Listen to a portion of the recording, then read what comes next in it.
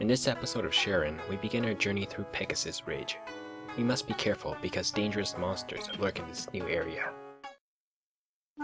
In general, the goal of Pegasus Ridge is to find the exit and enter the next floor, because new monsters here are tough. However, all monsters have weaknesses.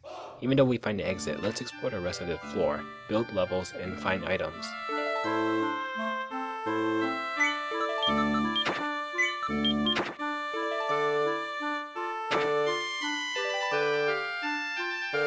The first new beast, the Fire Puff, physically attacks or breathes fire. The fire does 10 fixed damage, but may fail occasionally. The Fire Puff is not nearly as dangerous as the two enemies here. The Field Bandit seeks items on the floor and transforms them into useless weeds. It needs to be killed quickly. The Rice Changer transforms inventory items into rice balls. Unfortunately, we lose our unequipped Drain Buster, but at least we get food to curb hunger. A quick way to kill the Rice Changer is to throw a rice ball at it for 100 damage. This strategy is useful against its higher level forms too. An unidentified staff. We can ID it in the next rest town. Furthermore, we know it's not a sloth or paralysis staff, which we found already. The evil soldier leaves behind a dead soldier. This ghost is difficult to kill. We can't chase it because it won't fight us. Instead, it's trying to possess and level up another monster.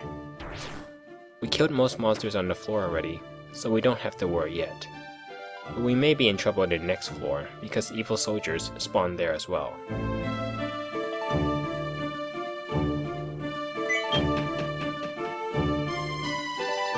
Floor 6 is similar to Floor 5.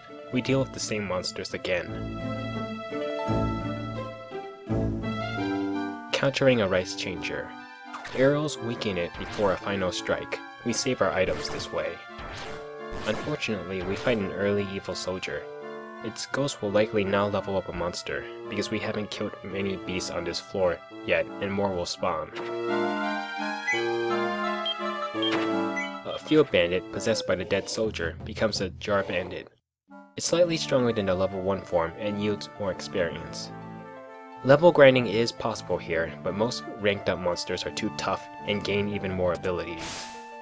Rice monsters, though dangerous, can be killed with a thrown rice ball and yield the most experience. Despite the Dreamcast, we know the enemy to the right is the Jar Bandit. It throws weeds and transforms items into weeds, since our Kitans miss. We could have fled then, but the monster isn't too strong.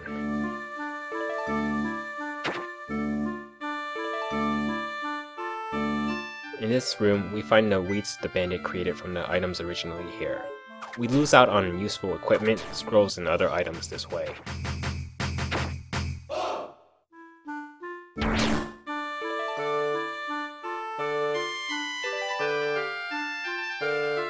Weeds do have uses. Like most herbs, they increase current fullness by 5, preventing starvation.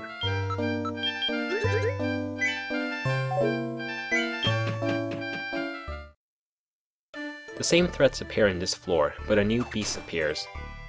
We just need to survive one more floor before the next town.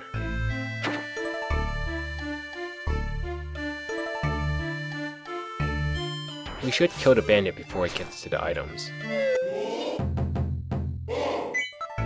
Unfortunately, another monster levels up. The Purple Flame Puff can deal 20 damage per turn, still manageable at our current levels.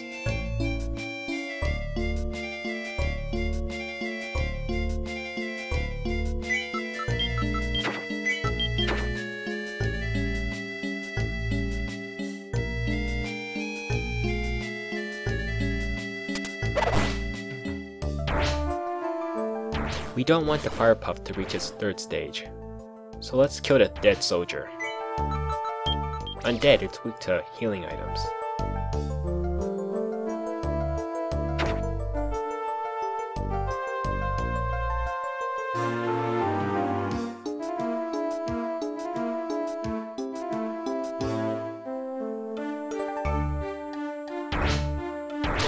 There's one more room near where we spawned. Let's meet back there. Here we meet the Flame Puff. Throwing Kitans is a quick step to kill it. Finally, we encounter a Skull Mage.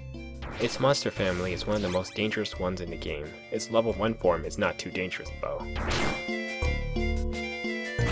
Knockback is annoying. We want to close the gap between us and the mage, but we don't want to be in its line of sight for casting magic. We must lead it to us. Undead, it's also weak to the healing items, but we should conserve those right now. Mountaintop Town is the newest rest area. The staff we found is now ID'd as the doppelganger staff. We could use it to level up monsters like the ones in the previous area and grind. For 500 gitans, we can regain HP and fullness at this inn.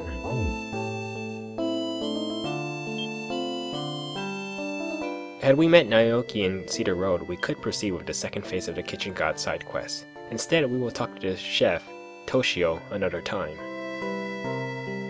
The NPC in this next house advises carrying a pickaxe to the next area, digging for money.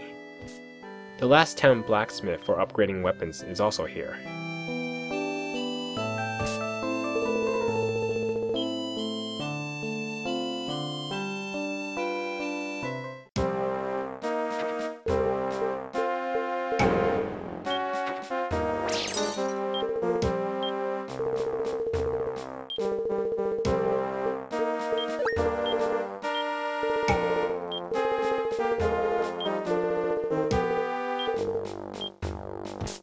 Gaibera plays a role in the Bufu Naoki side quest. He also unlocks the Melting Jar, Scroll Cave bonus dungeon, and this town's shop. If only we had a jar, we would be able to start the side quest. We'll see him later. Toby the courier we saw in Pegasus Ridge lives here.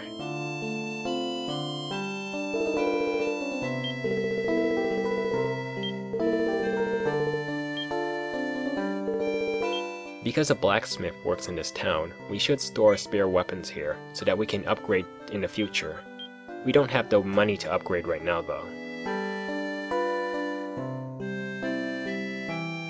If we start the Naoki side quest, there will be another restaurant in the northeast area of the town. Until we meet Naoki, we are unable to continue the quest.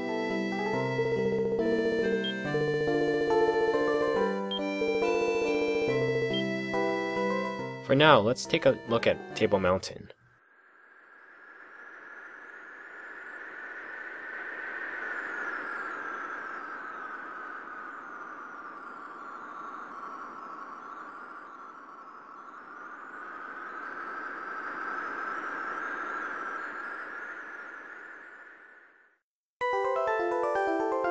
We have 23 more floors to go. Next time on Let's Play Mystery Dungeon Shiren the Wanderer, we enter the next area, the old mine at Mount Nabri.